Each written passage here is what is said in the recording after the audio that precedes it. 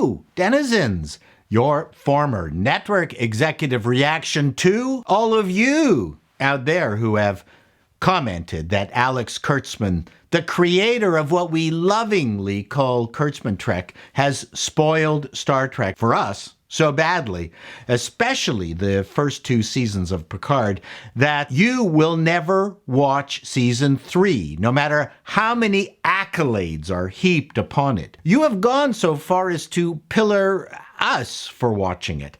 I can't say I understand the comment verse. I understand your argument that giving Picard season 3 any positive notice is somehow allowing Kurtzman off the hook for years of the worst Star Trek imaginable. Discovery's continuing journeys are not just a mystery, but an insult to the franchise. Yes, the mystery of streaming services are opaque to us.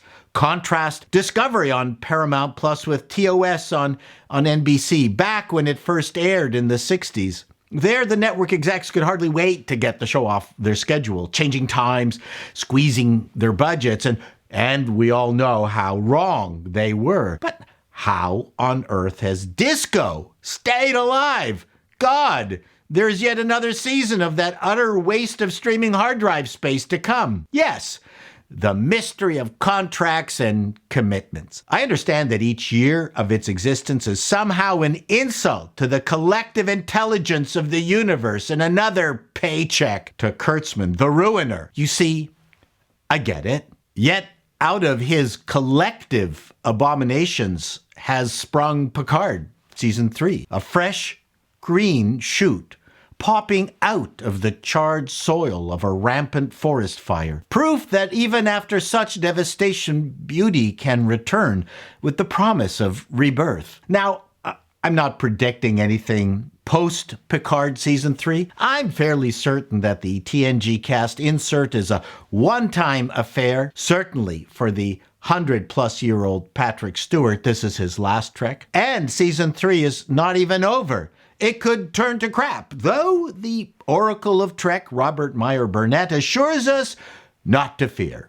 Yet, as we stand and stare at this miraculous new growth, you're screaming at us, pointing at Kurtzman, who's holding a can of gasoline and a pack of matches. He's the one who started this fire. He's the one who burned Star Trek down. You're letting him get away with it. You are partially correct. And guess who will take credit for this, adding insult to injury? How Terry Matalas was allowed to manage this massive turnaround, I've been told, has more to do with Kurtzman and the rest of his pyromaniacs being busy burning down other properties.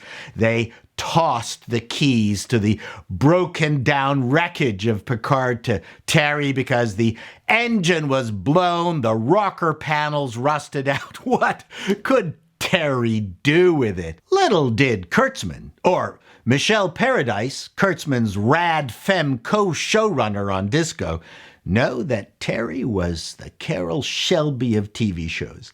He rebuilt the engine, bored out the cylinders, put in race pistons, dual overhead cams, and 4-inch exhaust headers. I have no access to Kurtzman's head, or have I heard any rumors, but I can't see him being thoroughly happy that he had nothing to do with Picard's resurrection.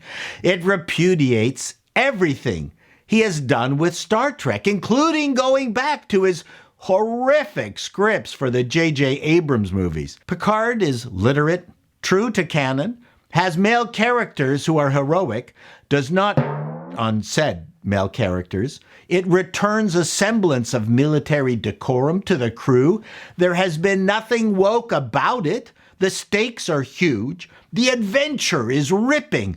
The history and the motivation of the relationships are mined for some of the best dialogue since Babylon 5. The directing is much better and not a gay romance in sight. Aren't Raffi and 7 of 9 supposed to be gay? Does the B in LGB stand for Borg Goddess? Just asking. And that last part must really piss off Disco Queen Paradise, who was quoted in Out magazine. What kind of characters do we have?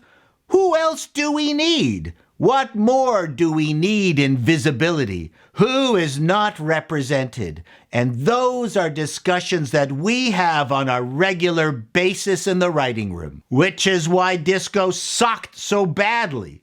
Because when great filmmakers like Kubrick or Streisand started a project, I'm sure those were the first things they worried about. So far, not a single straight white male has been belittled by a strong and brave female character. Yes, Paradise must be throwing fits, or up, or both. Curiously, what Picard has done is show what an absolutely flaccid effort Strange New Worlds was. It was certainly better than Disco, but you could tell Kurtzman's heart wasn't in it. The horrendous reaction to his Dear Disco must have forced the cowering execs at CBS to plead with their incompetent savior to throw management a bone and give the viewers something more akin to the original Star Trek. So he grudgingly created SNW, and you could just tell his or Disco Queen's greasy fingers were all over it, as Captain Pike could never be portrayed as truly heroic. There was always some young female of color or sexual ambiguity that would win the day. They did have Pike cook for the staff in his massive Enterprise condo unit.